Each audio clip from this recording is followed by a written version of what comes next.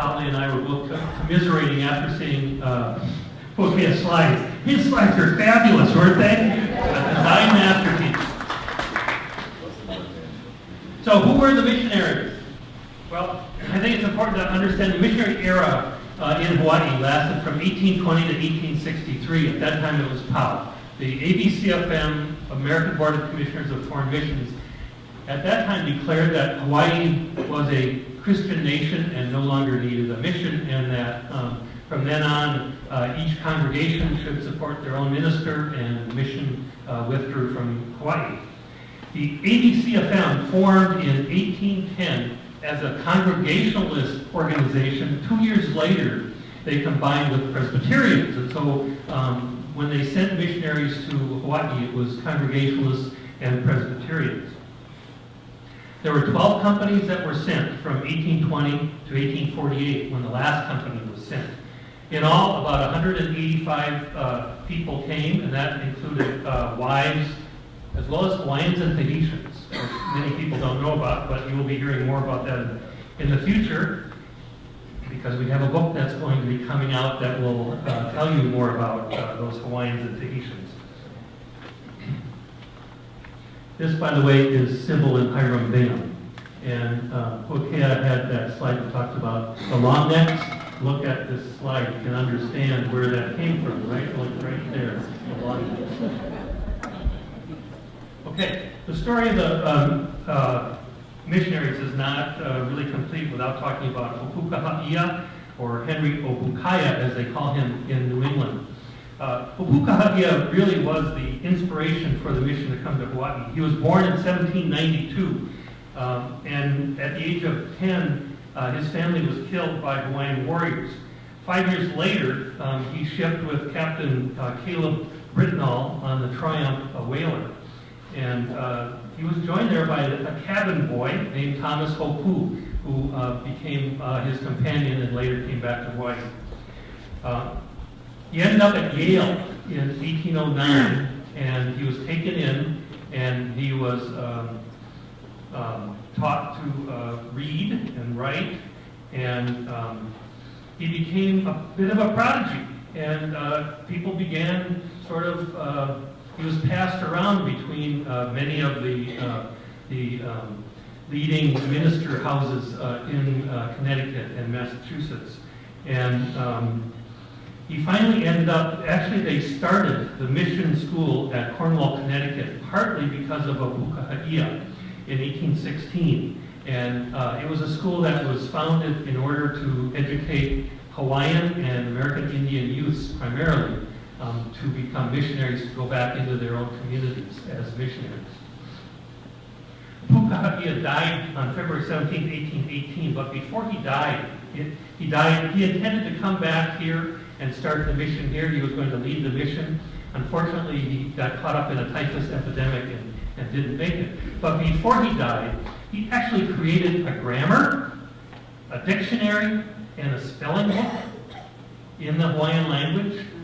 He began translating the Hawaiian language. And also he began translating the book of Genesis. Unfortunately, all of his work is lost, and it did not survive. Samuel Ruggles, who was a fellow student of his at Cornwall, was with him, and he later began to use, he says in a letter that he was using Opukaha'a's methodology in beginning to try to develop the language. But that alphabet never did stick. He didn't, that's not the alphabet that was finally adopted. But it's really important to understand that Opukaha'ia was the inspiration for both the mission to come here, and also he was the one who started translating the English language into Hawaiian. So where did their ideas come from? I think that's really significant to understand that. The First Great Awakening happened in 1730 to 1860. It was a revival of flagging interest in religion, primarily Calvinist-driven through the Congregational and Presbyterian churches. They believed that what was called true virtue was self-love, and that you understood that you had God's grace if you were successful. So it was a personal, it was a very, very much selfish and personal driven sort of belief system. The Second Great Awakening began in 1800 and lasted until about 1830. And this sort of flipped the whole Calvinist idea on its head. Samuel Hopkins was one of the leaders of that school, and he began a school called the New Divinity School. They decided that true virtue really was self-denial and social activism. See how different that is from, everybody says, oh, they were just Calvinists, they were just Puritans. They were very, very different from early Calvinists and certainly from Puritans. So what they were interested in was community and equality versus self-aggrandizement. Okay, so out of this comes the concept that Samuel Hopkins called disinterested benevolence. He said that love of God and neighbor and not the saving of one's soul was important. True Christian must lose himself in a cause higher than his own salvation. It wasn't only just seeking for grace and trying to discover if you had grace, which was the Calvinist way, but that you had to lose yourself in a cause higher than your own salvation, namely the temporal and eternal well-being of others. So the ABCFM was founded as an action-oriented social reform group. They were evangelical, trying to spread the Christian religion. They believed in equality of people. They were anti-slavery. They advanced women's rights. And they were very much opposed to Indian removal. So disinterested benevolence led to something that's really significant, and it helps you understand why they were more accepted by Hawaiians than, because they were so different from the traders that they had been used to in the past. They developed what was called the common stock system, which was in place from 1820 to 1842. And this was driven by Matthew chapter 6, verse 24, which says, "No one can serve two masters, for either he will hate the one and love the other, or he will be devoted to the one and despise the other. You cannot serve God and mammon." So the bylaws of the ABCFM actually said, quote, "No missionary or assistant missionary shall engage in any business or transaction whatever for the sake of private gain. Nor shall anyone engage in transactions or employments yielding pecuniary profit without first obtaining the consent of his brethren in the mission. And the profits, in all cases, shall be placed at the disposal of the mission." Amazing. And on the Brig Thaddeus, when the first group of missionaries were coming over in 1819, the members met and strengthened this with their own resolution. They said, "The property acquired by the members jointly or by the individuals of the body, either by grant, barter, or earnings, shall also be subject to the disposal of the members jointly." No one could make any money by themselves when they came. They got a certain amount of goods that was dispersed equally among the different families. That was in place from 1820 to 1842. Now this is what led to these wonderful records that we have. If they got a donation, they had to record that donation, and that donation was subtracted from what they would have gotten from the ABCFM stores. They couldn't, some families tried to save some extra cream and make some butter and make a little extra money. If Levi Chamberlain found out about that, who was a secular agent, they had to pay that back to the mission. So this donation book records donations from the Alii in Honolulu from 1824 to 1833, almost 10 years. And you may not be able to see the entries from there, but it's incredible. So what they have is, you have the date over there, you have the donor, you have the article donated, and you have the price, approximate value of that donation.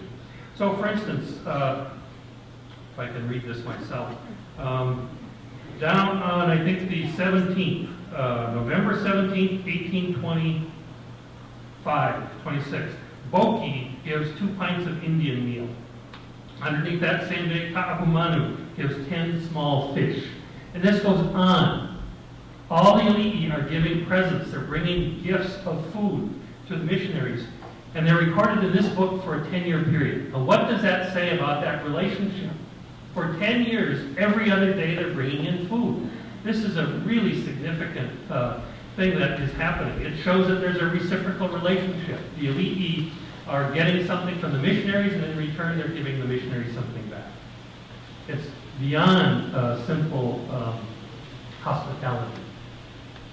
So the era of crisis was already underway when the missionaries arrived. In the 1820s, there were multiple challenges of the kingdom laws on the sex trade that Ka'ahumanu and others instituted in the 1820s. David Malo warned the Alii in 1837. He said, "If a big wave comes in, large fishes will come from the dark ocean from a place unseen. And when they see the small fishes of the shallows, they will devour them. Such is also the case with large animals. They will prey on the smaller ones. Likewise, the ships of the white man have come, and knowledgeable people have arrived from powerful countries which you have never seen before. They know our people are few in number and living in a small country. They will eat us up. Such has always been the case with large countries. The small ones have been taken over throughout the world. Therefore, get your servant ready, who will help you when you need him."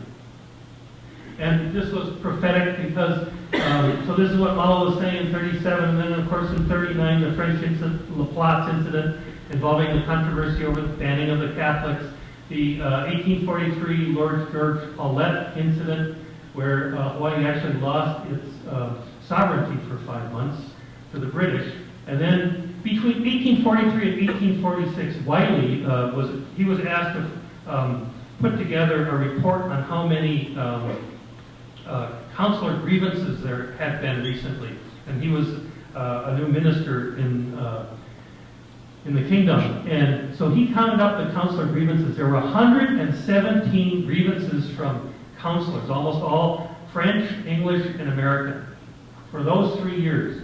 Can you imagine what this is? A constant onslaught that the Alii were having to deal with. So, and of course, in 1849, the French came back and sacked Honolulu, causing about estimated $100,000 in damages. So, Malo had said, "You need to get a teacher ready." The Alii Nui wrote to the ABCFM in 1836. This is one of the letters that's in our collection.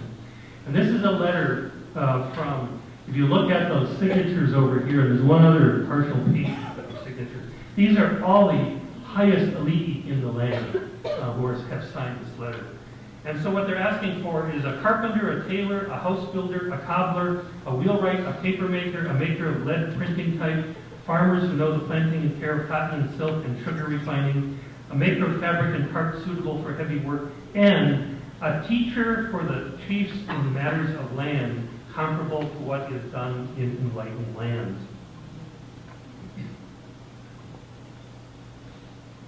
So, in 1820, William Richards had taught the Maui chiefs about Christianity in the 20s, about Christianity and the significance of law. So he gained Ho'opili's trust and the trust of other high Alii on Maui. In 1838, after he returned from the United States, after bringing a half a dozen of his children to be schooled on the mainland, he's asked by Kamehameha III, Ho'opili, and Kina'u to teach the Alii about Western constitutions, Western law, and capitalism. He began work as a chaplain, teacher, and translator for the king, and he translated a book called Political Economy, and from that, along with other pieces of books that he also drew from, he wrote No Ke Kalai'aina for a seminar with the Alii. So he taught this seminar for the Alii between 2 and 4 hours a day for a period of several months. And almost immediately after this ended, June 7th, 1839, the Declaration of Rights and Laws is promulgated.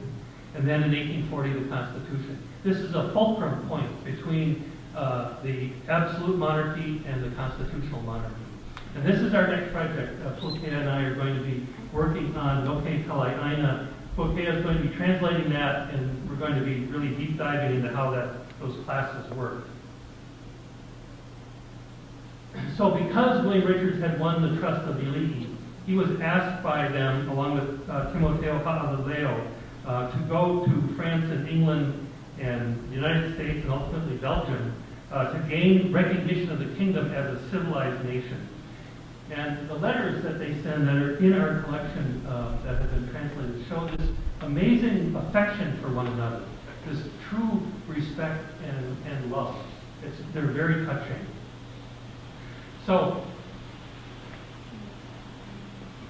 here's the next episode that is really important to talk about for the collaboration that existed between the Alii and the missionaries at this point, is how the Bible was translated. And for this, I'm going to ask Alii to discuss some really amazing work that he's done.